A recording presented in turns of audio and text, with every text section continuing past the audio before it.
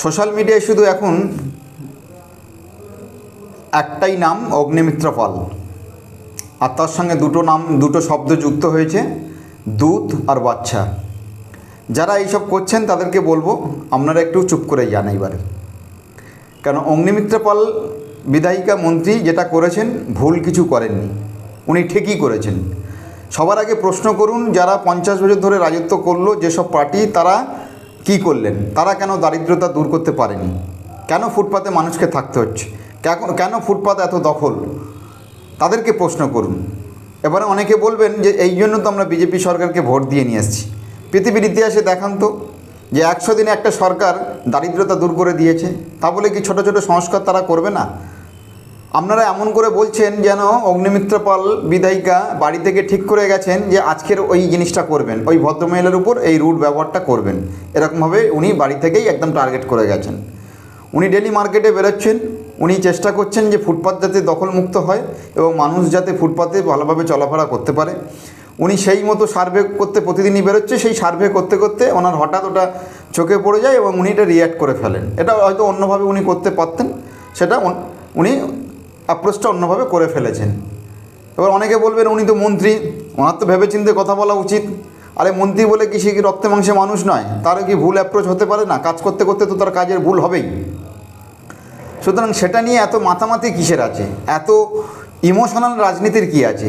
দুধ আর বাচ্চা নিয়ে যে আপনারা যেভাবে ইমোশনাল রাজনীতি করছেন, এটা আমাদের পশ্চিমবঙ্গের ক্ষেত্রে খুবই ভয়ঙ্কর। তাহলে ছোটো ছোটো সংস্কার কোনোদিনই হবে না।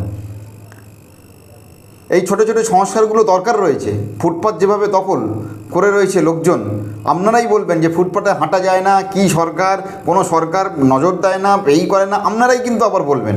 আবার ছোটো ছোটো সংস্কার করতে গিয়ে যদি কোনো মন্ত্রী একটু ভুল অ্যাপ্রোচ করে ফেলে, ভুল করে ফেলে, সেটা নিয়েও আবার ইমোশনাল গেম খেলবেন। আপনারা কীরকম ধরনের মানুষ? প্রচুর রকমের বোদ্ধা লোকজন বিভিন্ন রকম কথা বলছেন। হ্যাঁ, এমন করে বলছেন যেন উনি বাড়ি থেকে একদম টার্গেট করে গেছে ওনাকে কিছু বলা, ওদেরকে এইরকমভাবে করার জন্য। আপনারা একটু সচেতন হন। কারোর সম্বন্ধে কিছু বলার হলে একটু ভেবেচিন্তে বলুন। দেখুন, আমি কোনো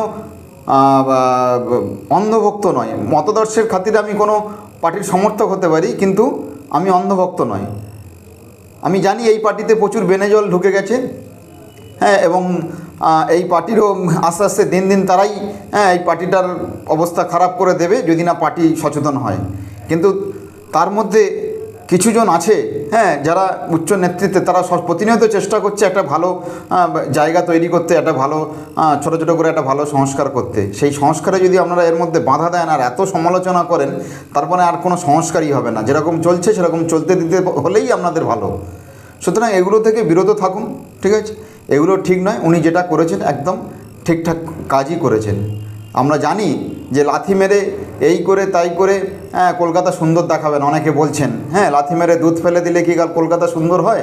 সেটা সুন্দর হবে না আমরা জানি, কিন্তু সেটা একদিনের সংস্কার নয়। সংস্কারটা করতে দিতে হবে, আর সংস্কার করতে গেলে ভুল হবে, সেই ভুলকেও মানতে হবে। ঠিক কিরম পাবলিক বলুন তো, যে ট্রেন ভর্তি প্যাসেঞ্জার, আর ট্রেনের সামনে হঠাৎ একটা গবাদি পশু পড়ে গেছে, ড্রাইভার তাকে চাপা দিয়ে বেরিয়ে গেছে। আপনারা উত্তাল করে দেবেন যে ড্রাইভার আমাদের মাতা গবাদি পশুকে মেরে দিয়ে চলে গেল, কিন্তু পক্ষান্তরে ভাবলেন না যে তিনি ট্রেনের মধ্যে শত শত প্যাসেঞ্জারকে বাঁচিয়ে দিয়েছেন। ওখানে যদি উনি কিছু করে ফেলতো ব্রেক কষে, সেক্ষেত্রে দেখা গেল গবাদি পশু হয়তো বেঁচে যেত, কিন্তু প্যাসেঞ্জারগুলো মারা যেত। তা এই হচ্ছে কি আপনারা পাবলিক। সুতরাং সমালোচনা করার আগে একটু ভাবুন, তারপরে সমালোচনা করুন।